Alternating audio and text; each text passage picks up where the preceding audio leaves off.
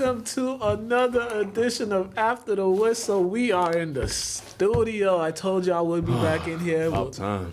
This is the first studio show since early March 2020. It was, I think it was like, it might have been my birthday or a couple of days before my birthday. I don't even remember, man. It's been a while, but we are here. We are back. You know, we got new cameras and stuff, so we ain't using them yet. We'll unload on those ones next week after we finish our training with Here we go. the system today. But I'm here. Todd's here. He's What here up? before he goes to DR. Yeah. There's a lot going on in the world of sports. There's a lot going on in life in general. So I hope y'all enjoying this heat that we having. I've been out there getting a tan. I'm trying. Working on it. It was too hot, though. Hey man, NBA playoffs are here. The exciting thing about this NBA playoff is the new group of stars in the NBA. We're seeing them come to the forefront in these playoffs. And so far, Trae Young has became public enemy number one to opposing fans. You know, Knicks fans despise him, and he's taking it all in. The Sixers fans were coming at him, but last night the Sixers got the victory to tie the series up at 1 game apiece. And in this series, granted, it's tied 1-1, but the Hawks don't have an answer for Embiid. When I look at the box score, it seemed like the Hawks didn't really have an answer for anybody. Like, you had 3 players that outscored almost your whole team. That is an issue. Yeah. But yeah, Embiid, nobody can cover Embiid when he really wants to get the job done. Man, 40, 13, and 2. Then he went 2 for 5 from the 3, right? Yeah. So, like, 16 free throws, too. I said, he's being down. like, The first game, he had 39.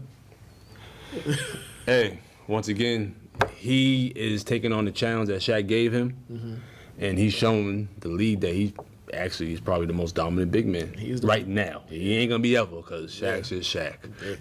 Yeah, he's doing this with a meniscus sprain, I believe that is. I've never had that, but I'm pretty sure it's a little difficult to move laterally, and especially it probably affects him on the defensive side of the ball more so. But yeah, like if you look at game 1 and game 2, the Hawks in game 1, they had 23s in game 1. they weren't missing. And the Sixers in game 1 were like sleepwalking. Honestly, like when you play a guy that's all right, you give him a couple shots. Yeah.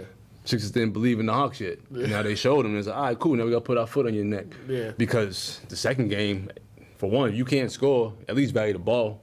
Atlanta had 17 turnovers to Philly 7. Yeah. Like, you only had 7 turnovers in the game. You most likely going to win most of those games. And this guy, Shake Milton, he came in and I think when he came in, I think they went on something like a 20 or 30-something to 2 run or something like that.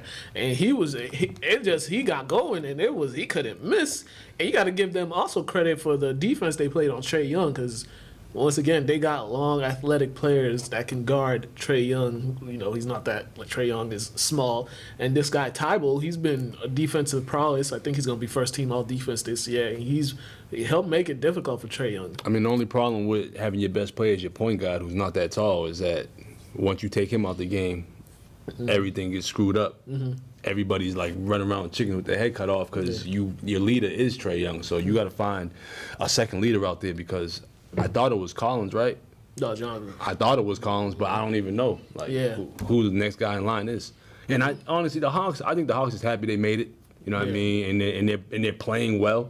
They got their first playoff series in how many years? So it's like 7. Yeah, it's stepping stones. I don't see them coming out of this series.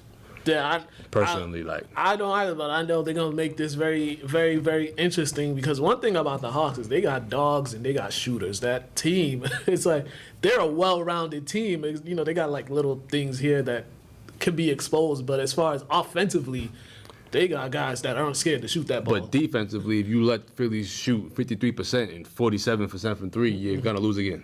Yeah. And you only shot 40, 46, and 37? Yeah. Don't add up. It don't. So this series is tied at one apiece. It's going to Atlanta. And it's gonna be entertaining in Atlanta when they go down to Atlanta because they're You see little baby and the old guy courtside? Yeah. I like that old guy. Yeah. he wasn't running from no smoke at all. Yeah, nah. I'm sure that old guy's from Philly and probably seen some things in his life too. Usually when you get old guys like that, they've seen some things in their lives. All right. The second game of the night was the Jazz and the Clippers, which turned out to be a pretty good game. Disclaimer, I fell asleep. It was too late. I fell asleep. Now, overall, it was a good game. Yeah. Both teams went on crazy runs throughout the game. I think the Clippers went on a crazy run in the first quarter. Then the Jazz went on a crazy run in the third quarter to kind of balance it out. But, you know, playoff basketball, you have to value the ball. And Utah only having 7 turnovers to the Clippers 8. You see, like, a possession or two can determine the game. It was also that third quarter because the Clippers had only 19 points in that third quarter. I think Donovan Mitchell, he went crazy in that third quarter. People were calling Donovan Mitchell like next coming of Dwayne Wade, and you have to understand they're just trying to compare him to somebody. They're like almost the same size, similar type players. I mean, he just shoots more threes than D-Wade. Huh? A lot more. He's like, he's but that's the game now too. So like, because D-Wade, he was more of an attacker in mid-range, and he wasn't taking no credit. But when he was playing, they also let Melo be Melo. Yeah. So that being said, like the game has changed. Like you can't be a ball stopper. You can't be a 2-point specialist. You want to play in the NBA, you got to jack some threes. Yeah, that's not about Donovan Mitchell's game that always makes me like raise my eyebrows. Like I'm like, can you win the championship with that type of play? The volume at which he shoots, because he's not like one of those guys that he's like a volume shooter that can get streaky, kind of like a little like Iverson was a little bit, but him. Not comparing him to Iverson, but when Iverson doesn't have them great games to get going, you know what I'm saying? Like he gets going, but him it's just like I don't know. I'm like you could win, but I don't know if you could win it all with the style of play. It just got to be what's surrounding him. We just have to see because they're changing the culture. They changed the culture of Utah. They they had to get away from Malone Stockton era. Yeah. So and Mitchell's looking like he might end up being the greatest Jazz the way he's out here scoring, but he has a long way to go to beat Malone's records. But this is just how they've been winning games all year. Yeah, definitely. And for the Clippers, Paul George, we need better out of you. 16, the way he played, it's like that's two games in a row. Game 7 against the Mavericks, and this game right now, it's just like. When I see 4 for 17, I'm like, all right, you couldn't make 2 layups at least each quarter. Yeah. A couple free throws. Yeah. A couple jump. You know what I mean? Just things that I know people look at the game differently, but I'm looking at that like, bro. You got to shoot the ball more than 17 times, like. And we need the other 3 starters to at least get into the double digits in scoring, because Morris, Jackson, and Batum, they combined for 25 points each. None of them scored 10 points. I think Kanaan needs more time. Yeah. He got a lot of time, but he needs more time because he's the only one being productive off the bench. Especially in this series, because it's all about the matchups and stuff. Because you need guys to put the ball in the basket. Because one thing the Jazz will do, they'll take a lot of threes and they'll make a lot of threes. I think they set the record or something, franchise record for most threes in the season and stuff like that. And the Clippers, when your two stars, they don't have quite the best game. Or they don't start off well. I know Kawhi started off like 1 for something with 3 fouls in the first half, and he got it going a little bit in the third quarter. But it's like those other guys, the role players, they need to pick them up. You got to value the ball, and you have to get rebounds because they out rebound the Clippers by 4, and you only lost by 3. Yeah. But let's talk about the end game. Oh, when I was saying how they won games, they were volume shooting in regards to the 3. But end of game situation.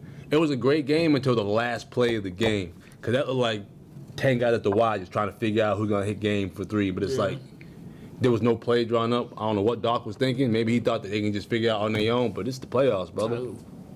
Ty Oh, my bad. Oh, I know it looked like a Doc team, but I get what you're saying.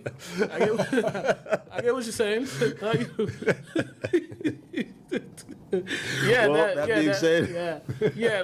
That last possession was just like, bro, y'all can't get a shot off, or y'all can't create space to get a shot off, and especially Paul George, because he's a guy that I've seen create his own jump shot. It was just like, It was weird. And granted, I have no issue with Morris shooting the ball, but like for that shot, like you paid 2 guys to make those shots. Yeah. Why wouldn't you make sure those 2 guys got the ball? Yeah. So, Jazz take game 1. Game 2, I believe, is on Thursday or Friday. Game 2 will be in Utah again. So, 1-0 lead. All right. Brooklyn. Man, should be criminal what they did to the Bucks that game. Man, that was. Disclaimer, I was out working, so I didn't watch. I caught up to like the fourth quarter of the game, but I saw the highlights, and I saw at one point it was a 49-point game, and I was like, woo, man. And they do this with their point guard who gets like 11, 12 assists not playing. I know Harden was having a field day with this because, I know he was dying to meet Giannis in the playoffs. Yeah. And honestly, this is how a lot of these playoff games are going to go, to be honest with you. If you're shooting 50 from the 3, 86% from the free throw line, and you got 8 less turnovers than Milwaukee, good luck, Milwaukee. Yeah, and the Nets this postseason as a team, they're shooting 50, 50, 90. I know. All postseason. And we talked about this. I mean, when we talked about during the Celtics series, like you literally have to outscore them. When the Celtics beat them, what did they do? They outscored them. Granted, it took 50 points from Tatum to do it, but the Bucks have a 2-time MVP who needs to. They're just letting him shoot. I seen a meme when they was talking about the Bucks having issues with Brooklyn, but Tatum almost beat him on his own. Like, you know what I mean? Like, how is one guy putting up a better fight against an all-star caliber team than a full team who's the best team all year? Yeah, and you look at some of these guys that people propped up on the Bucks, like Chris Middleton. Everyone's always propping him out, but numbers show every year, the last 3 years in the playoffs, his stats go down. Everything goes down, percentage, points, and all that. So it's like your two all-star players are just. We're not seeing much from them in the postseason. And let's be real. You're not going to win any games against Brooklyn when you shoot 44%, 29.6% from the 3, and 44% from the free throw line. You mind that game was how you shoot 44 from the free throw line? I don't know, but the way Kevin Durant was cooking those guys, especially whenever he saw Giannis on them, it was just like, oh yeah, we remember what you were saying about my boy. That's that. But see, that's the type of matchup I like. I like when the 2 best players competing and going at each other. Yeah, because there's no reason that Giannis should at least contain him a little bit. I mean, you're not going to stop KD, but you're defensive player of the year, too. You could at least make it difficult for him. He was just out there. I'll be honest, bro. KD showed Giannis what he really about, bro. That man's an all-time scorer, bro. Yeah. Giannis ain't doing nothing with that, but trying his best. I think one time in this game, I was looking at the stats. KD was like 7. He had like 21 points on 11 shots, and I think he took like 2 threes, and I'm like, woo, yeah. Good luck. They're going back to Milwaukee, but yeah, good luck. I mean, unless you put up over 130 points, you're not beating them. That's just the reality. And honestly, Milwaukee is still the same team they've been. Yeah. Let's be real. Crunch time comes, they look at Giannis like, save us, when he hasn't been able to save y'all yet. That's why you got Drew Holiday. To help him save y'all. Like, I don't understand this. Why you got Batman and Robin? Yeah. And you got to look at their coach, too. He's like, some adjustments he's making is just like, brother, like, this might be it for you. If you lose this series, this will be it for you because, you can't just keep having these great regular seasons and then fade away in the second round each team. But he gonna lose this series regardless. Like, I mean, we're just trying to be optimistic with him. I live with the the Lords being optimistic, but I'm a realist here. Sorry. We ain't wishing upon a star for the Bucks. Nah. Nah. All right, game two will be tomorrow. And I said game 2. Game 3 will be tomorrow in Milwaukee. So hopefully, if the Bucks want to save their season, they're gonna have to put together a virtuoso performance. Forbes and all them boys better start hitting them jump shots. Just stop Pat, man. Play Pat the whole game. Yeah. At least he gonna put the ball up. Yeah. All that. Back to the Western Conference game 1 between the Nuggets and the Suns. I said before this might be the most exciting series just because of the styles of these two teams and how they play. And game 1 was definitely a good game. It was a good game. And then Phoenix blew it open in that second half. And the Suns, we was talking about we weren't sure how far they go because they were so young, but we're seeing them just grow up right in front of our eyes. They were able to get through the Lakers. Injuries aside, young teams, sometimes they might take a break. They might ease up when the team's hobbled, but injuries aside, they went through the Lakers, make sure they got them out of there. And then in this game, it was a very exciting game to see all those young guys step up. I'll be honest, only one reason why they beat the Lakers and why they're doing well right now is Chris Paul. Mm-hmm. He's a legit leader. Yeah. Yeah. Takes control. He changed the whole culture over there. Yeah. Booker's been Booker. Ayton was coming into his own. Yeah. They had no leader out there. Mm-hmm. Legit, that's all the Suns were missing. Yeah. So, imagine they had Steve Nash. Yeah. It wouldn't be that much different, I think. You know what I mean? Because they needed a solid point guard who's a leader who could facilitate and help other people get better. Make players better. Yeah, because you're looking at the starting lineup. Everybody got into double digits. I mean, Ayton went toe to toe with the Joker. They were pretty much almost had similar stats, but that's the matchup everyone's looking at. And then I think one of the guys, Mikal Bridges, this dude, he's coming into his own this season because he's really shooting that ball. Yeah, he's been efficient all season. Mm-hmm. He's been playing well all year. I mean, they've both been playing well all year, but Phoenix has just been hot. Yeah.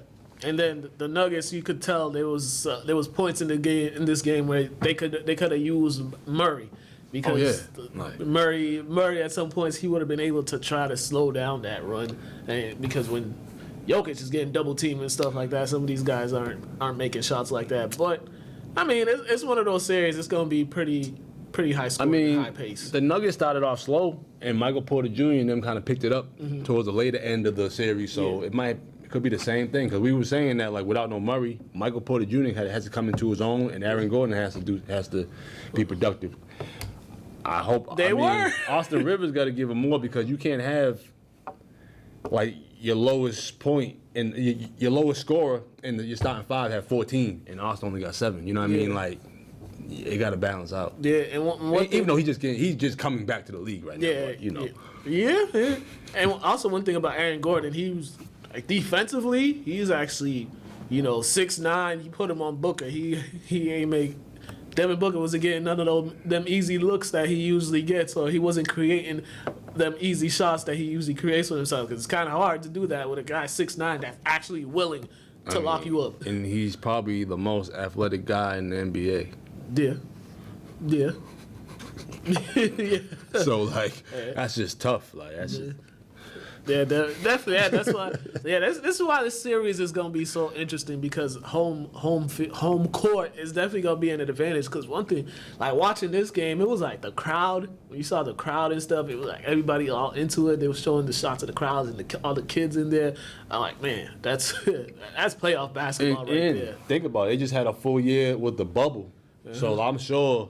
Seeing them fans definitely got some of them people's nerves going. Yeah. Just because it's been a year since you've been in this type of atmosphere. Yeah, because it was loud in that joint. It was loud. So, game 2 is tonight, actually. Game 2 is tonight in Phoenix. I believe that's the only game of the night in the NBA. So, yeah, make sure everybody tune in. We'll see if the Suns can go 2-0 or the Nuggets will tie it up 1-1. Because the saying, it's not a series until the road team wins the game. Facts. All right, let's go to... All right, we got some Summer League highlights. Summer League at St. Mary's. That gym was hot. It was hot in there, man. It was so hot in there. But there was some good basketball being played in there. Them boys from Andover. Them boys was shooting that thing. Bro, that's what Andover's always been known for. The way they was shooting that, and then English, I don't know if you know him, Tyrese. Yeah, no Tyrese. He was, I was watching something. Yeah, he got some game. Yeah, he got some game. He's getting buckets. Now, I just hope he's able to play that way in the season. I don't know if Alvin's going to let him do all that. No. I mean, you getting 30-something, they winning. Probably. But you know, go to these highlights. We're going to talk more. Check out these highlights. Well, y'all can't hear what we talk about.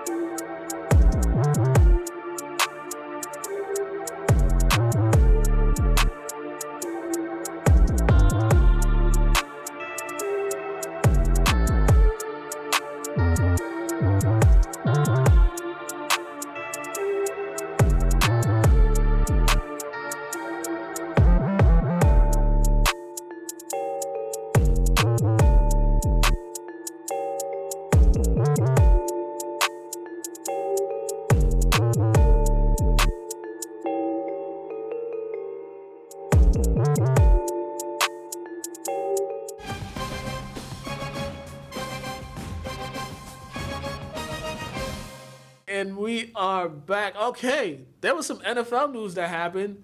So Julio Jones, after letting everybody know that he was out of Atlanta a couple weeks ago on national TV, it happens. The Titans traded for him. He will be joining the Tennessee Titans. He's out of there.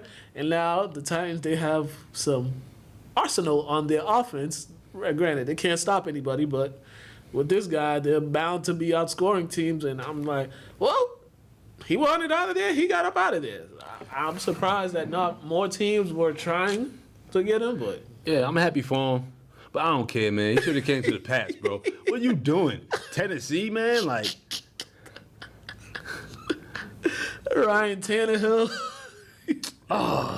granted, I do be rooting for them, you know what I mean? But, like, come on, bro. Yeah, so for this trade, I think there was a couple second-round picks that were given up. A couple second-round picks. This is good. This is good for the Titans because they've been like the Titans the past couple years. They've just been a team like this that you're like, yeah, they're good, but they're not winning. They're not going to the title. in it here. Yeah, yeah.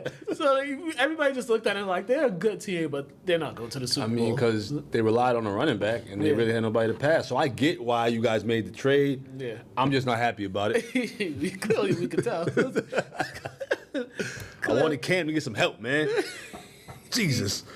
But now, if you look at their receiving core, it's him with A.J. Brown, and it's like, all right, who are you going to cover? Who are you going to double team? Or are you going to put 8 or 9 in the box to stop the running back? Pick your poison now. Let's see if the offensive coordinator is smart enough to do that. Because granted, I believe the Titans last year they did have a top 10 offense last season. But you know when you got a running back, when you got a running back like that, it's like it's good luck. Number 1 running back, top 2. Like, what was he ranked? I think he was top 5. Yeah, he was definitely top 5 on the yard. He had over 2,000 yards last season. Yeah, he was number 1 last season. He's number 1? Yeah, I thought there might have been somebody else that might have been right up there with him that we don't really know about. You know what I mean? I mean, we know about every running back, but some guys just have numbers. You be like, oh, I know he's that good this year. Yeah. So, but you got a guy coming off a 2,000-yard season, and he's only 27 years old. This is the time for the Titans if they want to maximize. Because granted, Julio is 32 and he's had some injuries here and there. So if they want to maximize his strengths and stuff, they're gonna have to do it now. Definitely. And if you want to make that Super Bowl run, you're gonna have to do it with these next 2 seasons. Because if you don't, I mean, they made it with less. Yeah, they almost got there. So, Did they make it there? Or they... No, they almost Oh, did. they lost in the- they lost to in the championship game to the Chiefs. Oh, okay. You're right. You out right. You are right. So we'll see. We will see how this goes out for the Tennessee Titans. Atlanta, I mean, you got whatever. We're not gonna talk about Atlanta. Let's go to Craig. Craig got some more thoughts on this, and then we gonna come back.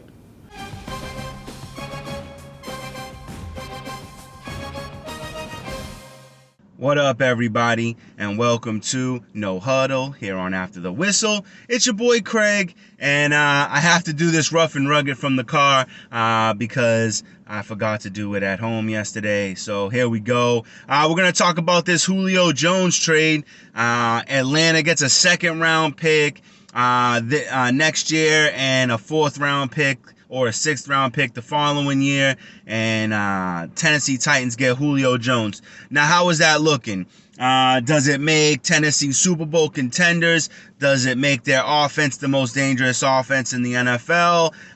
Did Atlanta get a good deal? How's this all looking? So first off, let me say, any team that gets Julio Jones immediately upgrades. That's just a matter of fact. Now, let's take into account that Julio Jones gets a lot of injuries throughout the year, rarely plays a full season. But with that being said, he's still a monster wide receiver. But what the Tennessee Titans get the most value of is experience and leadership. Julio Jones is one of the greatest wide receivers the NFL has ever had. And they have an upcoming wide receiver in A.J. Brown. Now, the two of them combined are going to be a great combination, but the experience and the wisdom that Julio Jones can impart on A.J. Brown could be immeasurable. It could be priceless. But that will be seen as the season progresses. But I think because they're very similar wide receivers in their stature and their abilities, I believe that it's going to be a great value to the Tennessee Titans just in experience and wisdom alone. Does it make them the top offense in the NFL? That remains to be seen, but I'll probably say no. They're going to have one of the best and most dynamic wide receiver combos. They have one of the best running games, but their quarterback, a little bit on the questionable side. He does perform, he does deliver, but at the end of the day, he's not a top 10 guy. He's not super elite. So we'll see how it plays out, but it does lift Tannehill even to a higher level with added weapons and high-level weapons. With the lack of need to use Julio Jones as much, maybe he won't be as injury-prone, but it's kind of a similar situation. Instead of Calvin Ridley, you now have A.J. Brown. So I think you're going to see very similar production out of Julio Jones. The thing about Julio Jones that I think is a negative, besides his injuries, is Julio Jones isn't necessarily a finisher. Yeah, he makes big catches and he comes down with the ball. But once he makes a catch, there's not a lot of yards after the catch. So yeah, he's gonna get his receptions, but he's not a big touchdown scorer over his career. 85 catches a year, 6 touchdowns. A lot of catches, not necessarily a lot of touchdowns throughout the season. I was a little disappointed. I was really hoping the Patriots are gonna make a push for him. But the ticket value on him was a little bit too high. Not necessarily in the draft pick, but the salary that he demands with his contract. So I could see why the Patriots avoided that move. But we'll see how it's going to pan out. You never know. A lot of moves to still be able to be made. But the Titans definitely improve, and Atlanta is obviously looking to rebuild this year. They grabbed Mike Davis, and I believe that is a placeholding running back to get them through this season. I believe that they'll end up being a bottom 5 team, get a high draft pick, maybe go after a top tier quarterback or wide receiver. We'll see how it plays out. But I do like this. I do like this trade. I like Tennessee. They're a young, hungry team. They've made it to the playoffs 2 seasons in a row. They're really trying to make it to the bowl game, and we'll see if Julio Jones is going to be the piece to make that happen. Defense is looking strong, and like I said, it's a fun team. It's a very fun team, and Julio Jones, I think, will add a little bit of discipline to this team, and maybe help them get all the way to the ship. But time will tell. Big ups to the Patriots. They added Marvin Hall, a speedster wide receiver, just getting a lot of depth. And that's what the Patriots lacked last year. They lacked depth, and now they've got a ton of depth on wide receiver. That's all I have for you this week. And until next week, I'll see you on No Huddle and back to After the Whistle.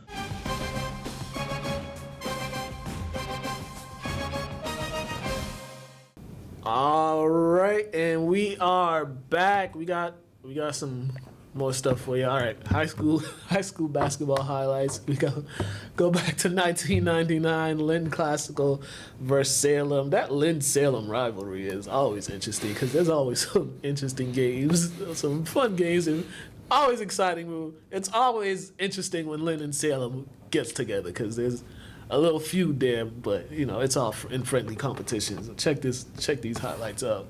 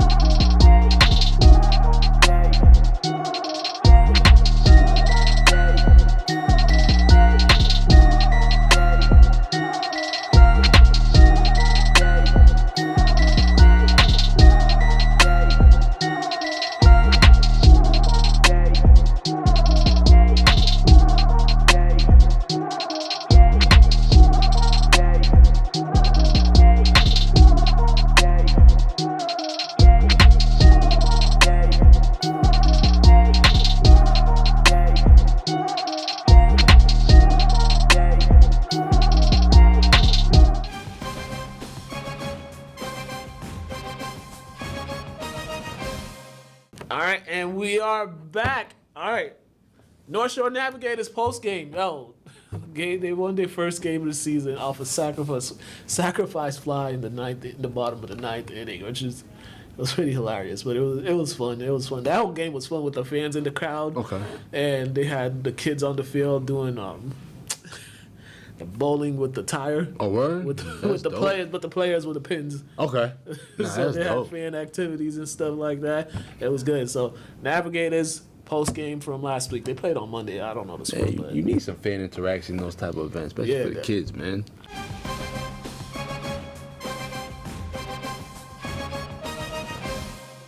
We had post game. What a game! What a opener, Coach Luke. Woo! That's quite a way to start the season. I know, yeah, it was a good way. I mean, everyone played great. I mean, defense behind you gotta love seeing plays like that. I mean, it was awesome just being out here again, and I mean, you gotta love it here. I mean, fans back, it's a great time. Coach? Yeah, hey, I was happy with the pitching and the starting pitching. Obviously set the tone, and like Luke mentioned, we played really good defense. We turned some key double plays, made a spectacular play out and left. The pitchers fielded their position well. So it was a good opening game for us. Definitely, Luke. For you, you had some 5 strong innings out there. What got you going today? Yeah, I mean, I was getting ahead with my fastball and kind of just using my off-speed stuff, and it was effective. I mean, I was spotting my fastball really well, and I mean, I was getting ahead, and it was really important. I mean, it felt great. And those 3 runs early, did that kind of help you in a way too? Oh, definitely, yeah. We scored 3 runs right off the bat. I mean, you love to see that as a pitcher, obviously as a starter in the first inning, getting 3 runs. But, I mean, yeah, I mean, great defense behind me. Can't say enough about the guys on this team. Coach, definitely the defense. They played well. Not too many errors, but you guys overall played well, both sides, especially on the defense. And then just talk about the go-ahead sacrifice fly to put this one away. Yeah, we put a little pressure on the defense. We had some speed on the bases, and then Joe drove the ball to right field for the game winner. We got a guy to third base, and that's all we needed was the fly ball, and he produced the fly ball. That's it in the game. And lastly, there was such a good amount of people here tonight. Can you two just talk about having the fans here for them to see this, their first game back here in about a year or so? Yeah, I mean, I played out here last summer, and it was an empty stadium every time because of COVID. So, I mean, it was kind of nice to see everyone here and everyone cheering, happy to be here and stuff. So, I mean, it's a great sign. Things are returning back to normal, which is always good to see. Definitely, Coach. Yeah, hey, I thought I was in a different place. It was nothing like last year, Yeah. and so it was great to have the fans supporting the players. So it's a good feeling. All right, it's definitely a great start to the season. 4-3 victory on a sacrifice fly in the bottom of the ninth. Better way to start it. 1-0, back at it Wednesday. Thank you guys for coming along. Thank you for talking with me. You guys have a great day.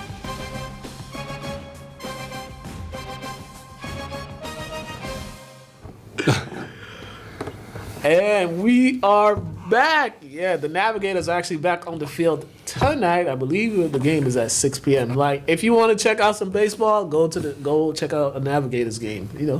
Just go and support them because they need the crowd in there. Get them going. And it's local, right down the street. Definitely.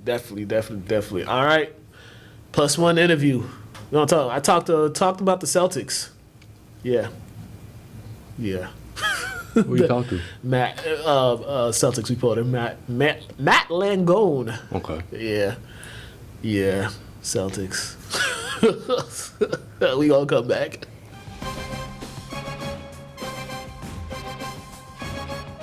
Hello and welcome to another +1 interview. And Matt Langone has joined us once again. Last time we talked, Celtics had just got bounced out the Eastern Conference Finals. Now they got bounced out the first round, and it was just like bombs everywhere. Everything was just a lot happened after that. First let's talk about the big news that came out with Danny Ainge and Brad Stevens. What were your thoughts on that? Yeah, I feel like I'm always here when bad news is going on. They're always getting eliminated from the playoffs. That's my MO. I was shocked, obviously, when that happened. I think everybody was shocked. I think we all thought a shakeup was coming. I don't know that we thought that kind of shakeup was coming, especially 12 hours after they just got eliminated from the playoffs. But I can see why they did it. I think Danny had kind of run his course with the Celtics. I think last few years there've been some team building mistakes that he's made. They still haven't added any shooters. They still haven't added depth or steady veterans to the team, and that stuff they've always needed. And I think moving Brad Stevens to the front office could be a smart decision because he coached for a long time here, and it almost felt like they had kind of reached their max potential with what he was bringing to the table with his style of coaching. And I think he has a good voice for the front office. I think he's got a steady demeanor. I think he's obviously super intelligent, and I think he's going to work well in the front office. A lot of people are concerned with his ability to be more cutthroat and maybe lie when he has to lie. That's what you have to do to be a general manager in the NBA. You have to kind of do what's best for your team and tell other teams what they want to hear, but not necessarily what's best for them, and try to work your way around all that stuff. But I think he's going to be good in the front office, and I really do think they need a different personality in the locker room leading the team. They need a different voice. Just somebody who's going to come in with a fresh start with Tatum and Brown and kind of reorganize things and get them headed in a different direction. Yeah, because it was always the same thing being talked about the past couple of years. It's like, are they tuning him out, or are they just out of hearing the voice? And also, one of the big criticism that a lot of folks have with Danny Ainge is how all those assets he got from Brooklyn, and it just turned out you just never surmounted to a championship. It never amounted to a championship. And then you look at Brooklyn, they're moving on, they beat you. So it's like everything came full circle. Right. No, it's a bad look. And then you throw in the fact that Kyrie was here and now he's in Brooklyn, and then he just torches you in the playoffs, and that just adds more to it that, you know, the point guard that you wanted to build the franchise around left you for Brooklyn. And now, I mean, looking at the situation right now, I still think the Bucks have a chance to beat the Nets. But if I had to pick a team that's the favorite right now, I mean, I think you got to pick the Nets because, you know, you're looking at KD and Kyrie, and if they get Harden back, that's a lot to deal with for any team. Yeah, definitely. Also, what was the thing for me that was that's most frustrating is they had two opportunities to actually sneak in a championship. 2018, they botched the game 7 at home with the lead in the late in the fourth quarter. They botched that. 2019, if you just get along, you'll sneak a championship in because we see Toronto did that. They snuck it. They got themselves a championship out of that because the defending champs were all hurt. Well, how about last year in the bubble too? I mean, that was right there again. They lose to the Heat in the Eastern Conference Finals. I mean, the Heat just came out of they had no business beating the Celtics in that series last year. Talent for talent, the Celtics were the better team. They should have won that series. Then you get to the championship. You play the Lakers. You're basically in a neutral site. You know, there's no home crowd. You have a chance to beat LeBron in the finals. It was just losing that Eastern Conference Finals last year really set the table for what happened this year. And I don't know that they recovered. And obviously on top of that, Kemba just doesn't look healthy, which is painful. I mean, I'm a Kemba guy. I thought he was going to be a great addition here. He's just not healthy. I mean, he can't play back-to-backs. He's not moving right. He had a spurt this year of about 4 or 5 games where he really played well. Yeah. And then it just came back down to earth, and he wasn't moving well. And if you don't have him moving well and you don't have Jaylen Brown, you got no shot. And here's also another thing. This may just me personally, maybe I feel this way. Kind of the Terry Rozier, letting Terry Rozier go. That's something that you could kind of look back and you could say that may have been a bad decision because Terry Rozier, he did play well with Tatum and Brown. Those 3 guys, they did gel together, played well. Right. He's younger than Kemba. I think that was another move that I think they're gonna look back on. They might regret that one. They should regret that one. No, you're right. I mean, he's a guy who can get his own shot. He's quick. He's athletic. Like you said, he's younger than Kemba. I mean, it's a double whammy because Gordon Hayward was having a great year for Charlotte this year too until he got hurt. And then, you know, that's obviously the issue with Gordon Hayward all the time is the guy just can't stay on the court. But it was looking really bad when Rozier and Hayward were both putting up 20 a night, and the Hornets were about to have a better record than the Celtics. I mean, that was going to look really bad if that ended up happening. Luckily for the Celtics, Hayward got hurt, and, you know, the Hornets didn't ultimately make the playoffs. But yeah, Danny's was a great GM here. I mean, I think it's hard to argue he wasn't. I mean, with their track record, just getting the Eastern Conference Finals all those times, winning a championship. But the reality is, if your last championship is 2008, and this is the Boston Celtics, and this is a franchise that wants to win championships, and right now they are nowhere near contention. I mean, they're not even sniffing it right now. I mean, Milwaukee's better, Brooklyn's better, Philadelphia's better, Atlanta's better. I mean, you could argue other teams, like if Indiana's about to get a new coach in the building, they get a new coach, they straighten things out. I mean, they might have more talent. The Celtics have a long way to go. Yeah, and you could even add Charlotte in that mix too. There's some up and coming teams in the Eastern Conference. As far as head coaching wise, I mean, what are some guys that you think they should take real considerations in looking at? Well, you know, I think it'd be really cool if they were to do something historical and hire someone like Kara Lawson. I think that'd be awesome. You know, first female head coach in the NBA, that would be great. She's been in the building before. She has the respect of all the players. I think that would be really awesome. That's obviously a name getting thrown around. Then you have your veteran coaches, guys like, you know, Terry Stotts, who now is available, guys like that. But I think they got to bring in a former player who has a little bit more, who commands a lot of respect. I mean, obviously Chauncey Billups is the name that comes to mind. Sam Cassell would be great. He's been coaching in the NBA as an assistant, but I think, and a lot of people are saying that, I think that's the type of personality you need. You need a guy who's going to come in there. Those 2 guys have won championships. They were point guards in the league. They were great point guards in the league. They command respect. They'll take over that room when they walk in. I think that's what you need. You know, obviously you hear names like Jason Kidd. I don't know that that's the right way to go. He was a great player, obviously, and he's had some success as a coach, but he doesn't strike me he's always been more of a quiet type to me, Jason Kidd. He's not necessarily a guy that's going to come in like Sam Cassell walks in and he's in the room. Same with Chauncey. I mean, you know those guys are in the room, and they just look like they'd be great fits here.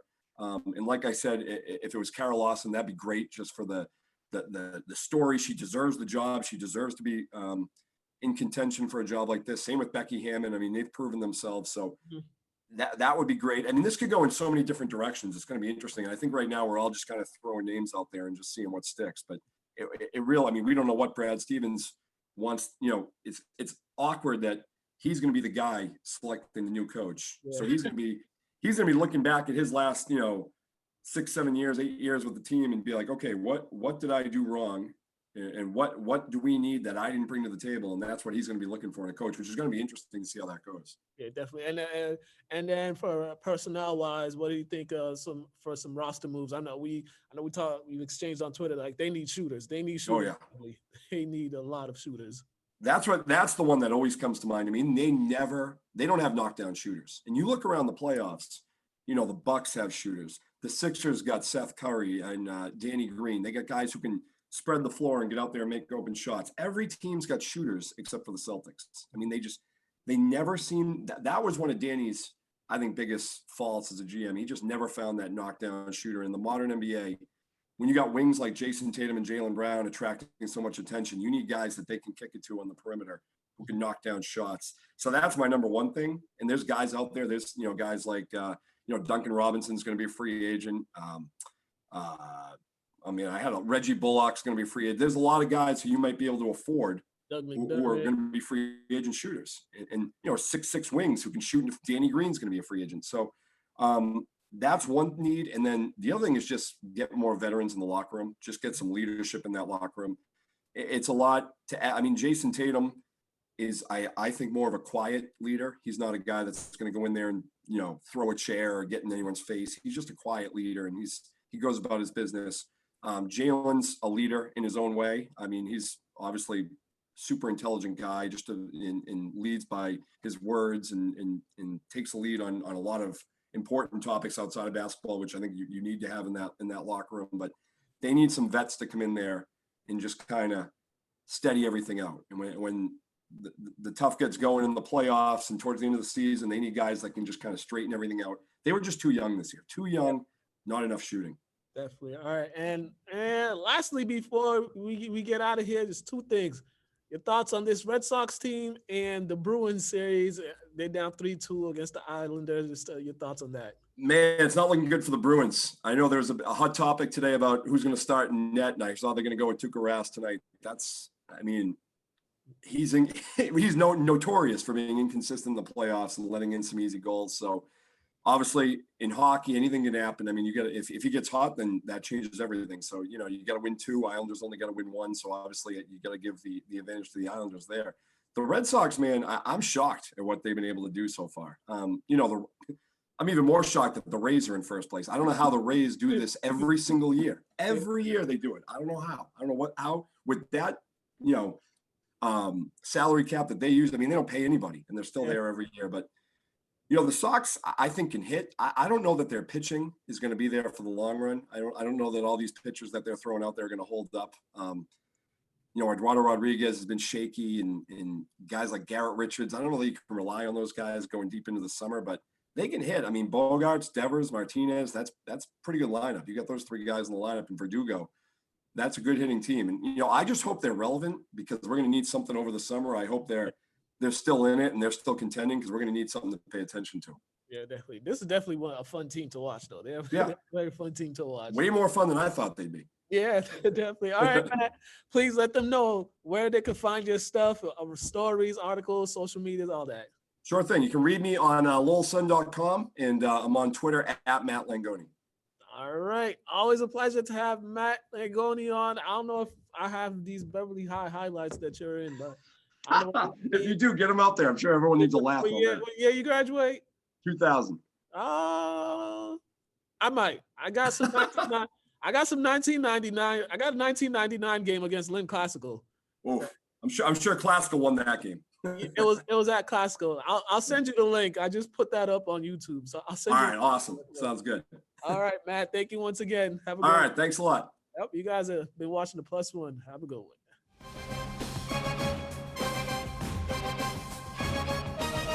And we are back. Thank you, Matt, for that.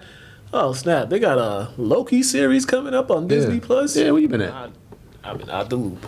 I don't have Disney Plus, but I know everything that be on it. I have it, and I don't be doing anything. Sorry. All right, Loki. Okay, that's gonna be interesting. All right, around the world of sports, the Bruins.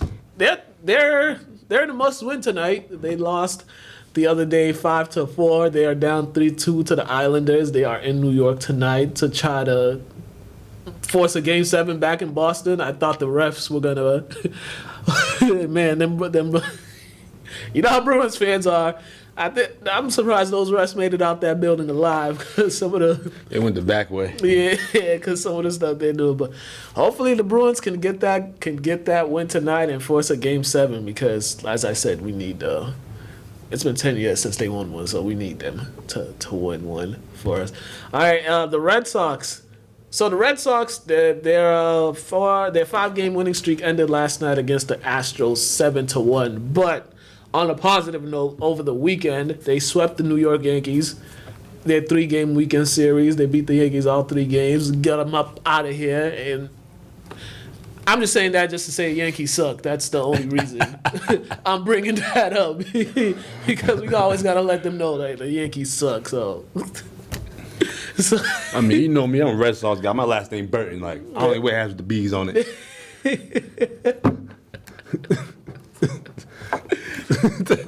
Hey, he has a point.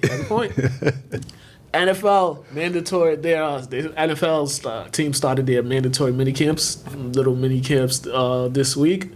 Biggest news: Aaron Rodgers ain't showing up because he ain't coming to work. He about to eat that $90,000 fine. He don't care. He got money.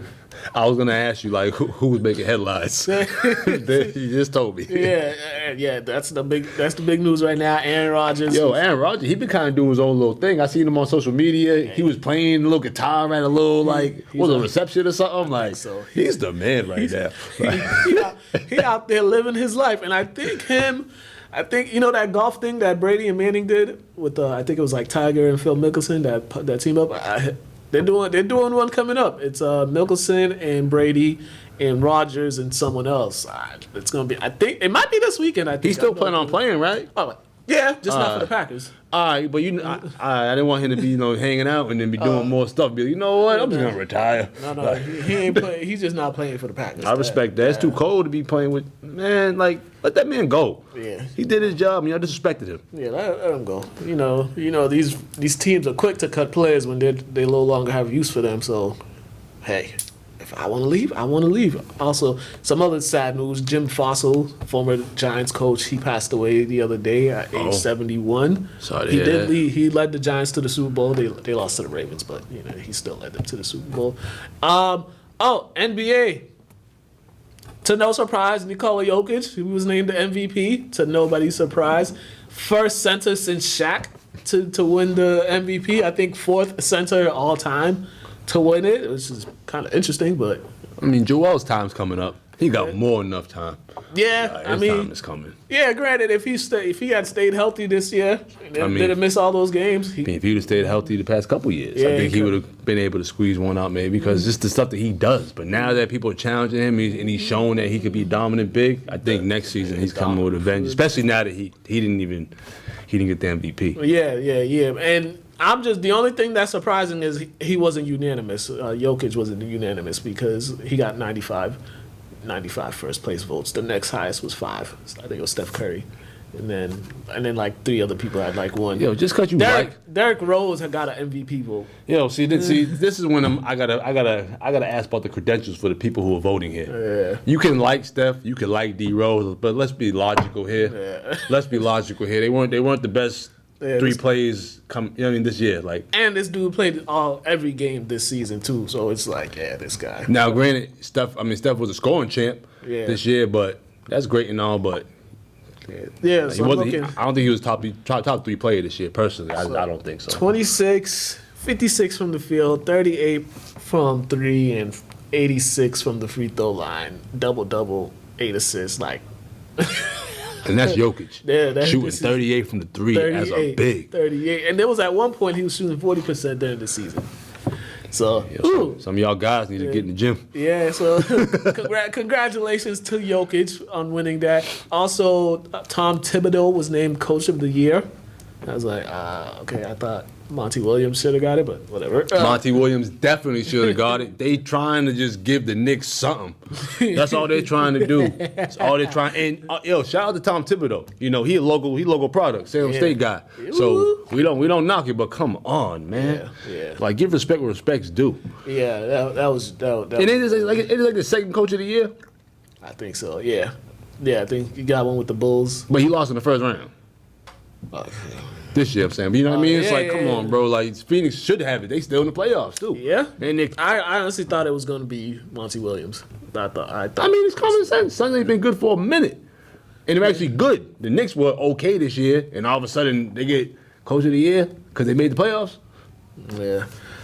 Yeah, but whatever. All right. That's about it. That's about it. No. Hey, much. voters, just because you like people, just stop voting off your likeness. Be logical, please. Yeah, not really much from high school stuff. I mean, check out the Summer League at St. Mary's. It's Mondays and Thursdays. First games, there's 5 games each day. So tomorrow, the first slate of games. The first game begins at 5. So check them out. Check those young hoopers out if you got the chance to. Just go and support. And I believe there's some other leagues starting up. The P2P league is starting up July 1st over there in Salem, ran by our guy Koki. So check those out. And then I think all these teams, they're playing in some other summer leagues too. So the kids are active. I got asked about the summer league today. If I was going to a game, I don't know what you was talking about.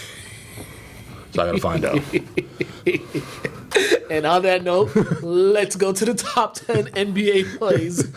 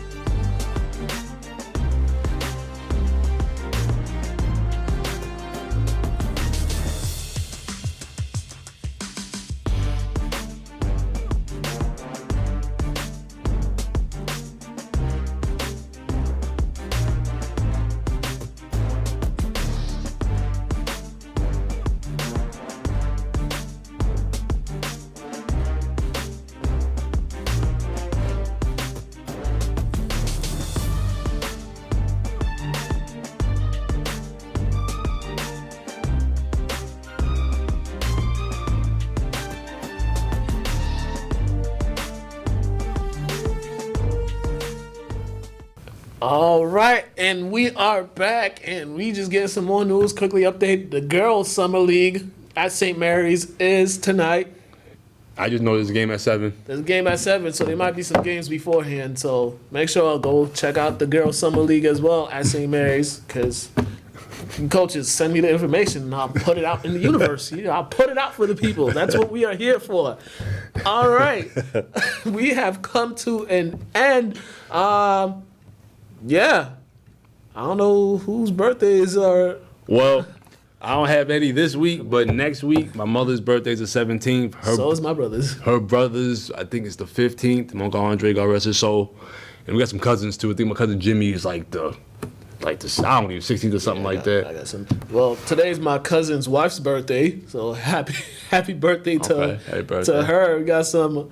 Yeah, next week's also my brother's birthday. My little brother's birthday, so we got some June babies up in. Oh yeah, and Greg's is 14. Greg's is on Monday. Happy Greg, birthday man. to our guy Greg. We've been trying to get him on here, but I don't think y'all could handle all that. So man, if we literally will get canceled if he comes on. So maybe it's a good thing he don't show up. But yeah, happy birthday to Greg and all you June folks. A lot of stuff happening here. LynnTV.org. Make sure you go to the website and check us out. Follow him, Mr. Burton23 on Instagram, Mukala K on Instagram, LCTV After the Whistle on Instagram. We got some highlights for you guys. Got some highlights from the Pop Warner game that'll be up at some point this week. Highlights from the Special Olympics game from last Friday that'll be up. Throwback highlights, basketball. We got a whole bunch. There's still a whole bunch that I got over there that we're gonna share with you. Yeah, we got videos of Shotty almost elbowing the ref and stuff, kicking the ball.